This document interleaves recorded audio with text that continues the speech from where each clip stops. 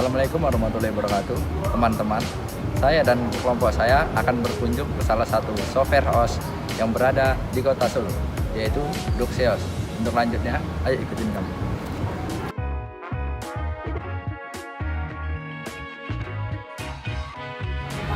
Assalamualaikum warahmatullahi wabarakatuh. Perkenalkan, saya Revi Arfiansa, NIM A71700170094. Saya Septiani Yoi Putri, NIM A711700101. Perkenalkan, nama saya Ayu Isi, NIM A710100026. Perkenalkan, nama saya Anjali Lestari, NIM A710100111.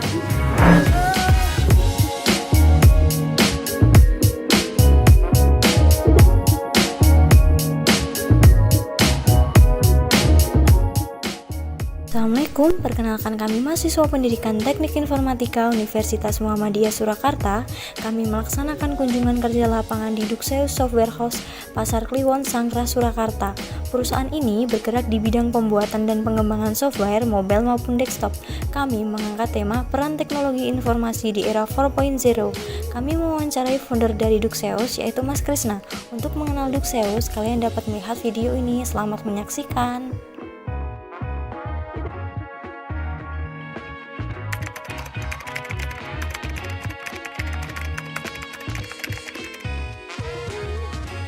Duxeos sebenarnya dulu awalnya namanya bukan Duxeos, jadi awalnya dulu itu namanya Createch ID ya. Jadi dulu didirikan sama 5 orang awalnya satu kampus sih, jadi ada 5 orang tapi kita fokus ke 3 orang aja. Nah, 3 orang ini yang pertama namanya Mas Dahlan ya, jadi bisa dikatakan 5 orang ini founder, coba kita fokus ke 3 orang. Ada 3 orang ini ada foundernya. Jadi pertama itu Mas Dahlan namanya, dia yang mencetuskan ingin membuat namanya software house. Yang kedua namanya Mbak Yuni, yang satu lagi namanya Pak Adib. Nah, Createch dulu berdiri di bawahnya Lestut atau lembaga studi di awalnya namanya Createch. Nah, Createch udah berjalan beberapa tahun, dari tahun 2011, berdiri 2011 namanya Createch, sampai akhirnya Mas Dahlan pindah ke sini membuat kantor baru namanya Duxeos. Terus Duxeos berdirinya tahun 2013 sampai sekarang.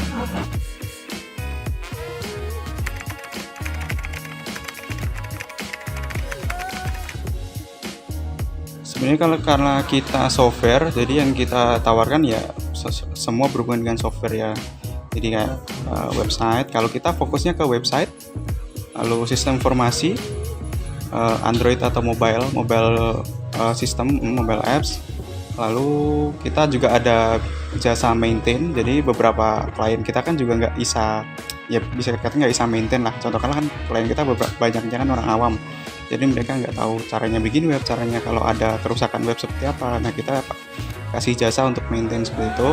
Sama kita juga ada social media marketing, jadi untuk bisa dikatakan kayak untuk meningkatkan penjualan klien di sisi penjualan mereka gitu. Kita meningkatkan traffic, contohnya kayak interest orang ke produk dia, kita bisa dikatakan kayak boosting kayak gitu sih, kita boost kayak gitu sih, kita up lah.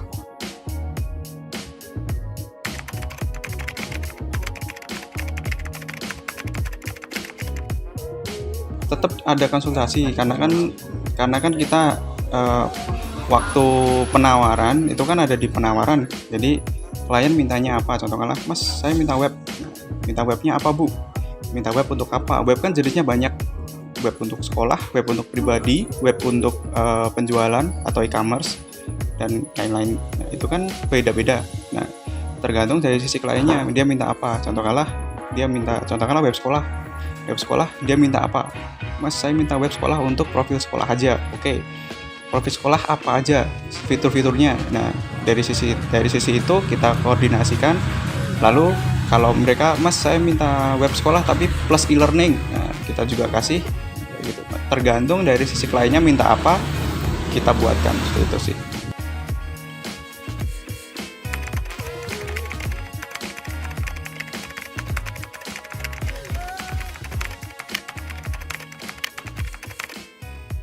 Oh, tidak sesuai deadline. Kalau tidak sesuai deadline tergantung, karena kan gini, biasanya kalau kita emang kalau udah ditentukan jadwalnya sudah pasti sesuai. Biasanya kita segitu. Cuma biasanya yang membuat deadline-nya tidak sesuai dengan waktu yang ditentukan itu dari sisi klien biasanya. Contohkanlah, karena kita kan waktu developing kita kan punya namanya rentang untuk membuat, contohkanlah mungkin modul yang ini, modul 1, modul 2, modul 3 itu kan udah ada rentang modulnya. Berapa hari untuk pembuatannya. Nah, itu kan kita udah kalkulasi. Tapi biasanya dari sisi klien itu ada namanya revisi. Contohkanlah, Mas, ini kok logonya jadi bulat ya, aku minta yang kotak, contohkanlah seperti itu. Atau mungkin, Mas, ini sidebarnya warnanya sekian, warnanya ini, warnanya biru, tapi kok birunya biru laut atau biru apa ya, biasanya kan klien seperti itulah. Kalau untuk itu dari sisi revisi klien yang untuk di mata, atau dari sisi klien yang dari sisi penggunaan. Contoh sistem, Mas, ini kok nggak bisa kalkulasi ya, contohnya untuk stok barang, Mas, ini kok nggak bisa muncul persentase berapa, atau Mas, ini kok dari sisi dari sisi stok gudang kok nggak berkurang. Nah, contohnya itu kan dari sisi bug sistemnya sendiri kan. Nah, itu dari revisi seperti itu biasanya.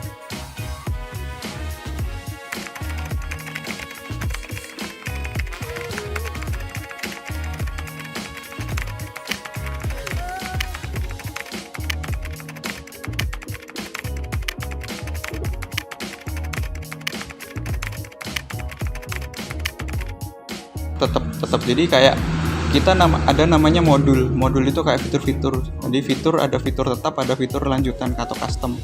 Nah, jadi fitur custom itu kayak kita contohkanlah ada bikin web nih, masa bikin web kan ada dua jenis kan, dinamis sama statis.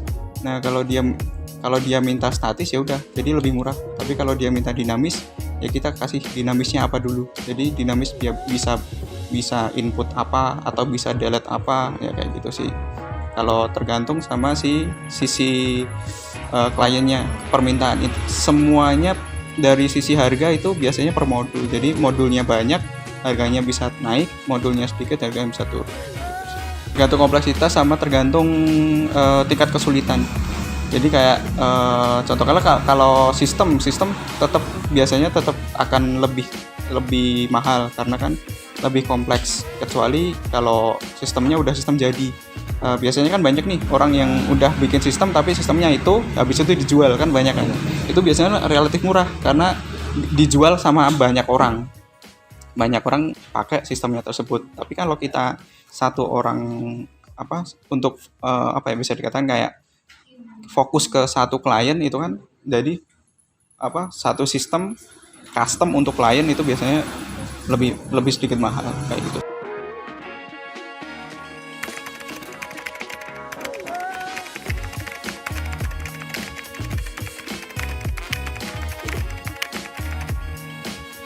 Kita kalau untuk develop kita ada sistem analis, kita ada junior programmer, ada senior programmer, sama project manager kayak gitu. Kalau dari sisi develop ya, jadi kalau alurnya gini sebenarnya. Kalau di Dukses itu kita ada marketing ambil proyekan dari klien, marketing dapat proyekan, habis itu dihubungkan sama project manager nanti menghubungkan jadi kayak penengah antara penengah klien sama developer atau programming di bagian program. Nah, di bagian program ini nanti ada 3 tadi kan, ada junior programmer, senior programmer, sama sistem analis. Nah, dari datanya nanti akan diolah dulu sama sistem analis untuk diatur dulu. Nah, kalau kalian paham DFD, ERD dan kawan-kawan, nah itu kita buat bagannya dulu, prosesnya seperti apa, habis itu baru kita kasih ke programming.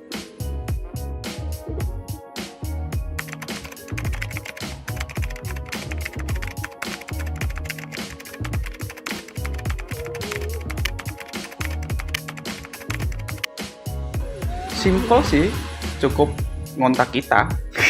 Sesimpel itu sebenarnya. Cuma kalau untuk kita contohnya kan kita mau minta web nih, cukup nanti kontak kita lalu nanti akan kita follow up, dan alurnya sama seperti tadi. Marketing akan menghubungkan ke project manager, habis itu konsultasi apa yang diinginkan sama si klien, kalian minta apa, contohnya kalian minta, Mas aku ingin buat web untuk profil CV, contohnya kurikulum vitae. Oke, kalian kontak kita, apa yang diinginkan, maksudnya kayak seperti tampilan, terus fiturnya apa, bisa chatting lewat itu atau bisa ngontak by WhatsApp langsung lewat web. Nah kayak itu kan sesimpel itu sebenarnya kalau di sini. Sedikit informasi dari kunjungan kami di Duxeus Software House adalah perusahaan yang bergerak di bidang IT yang semula merupakan organisasi yang terdiri dari anak-anak muda kreatif yang memutuskan membagi hidupnya dalam bisnis software dan website. Ranah kerja di Duxeus meliputi website software, online shop, hingga Facebook kontes dan landing page. Dan Duxeus menawarkan jasa data entry, kreatif, writing, and social media. Semoga informasi ini dapat menambah pengetahuan kalian ya. Kami dari mahasiswa Pendidikan Teknik Informatika UMS pamit undur diri. Wassalamualaikum warahmatullahi wabarakatuh.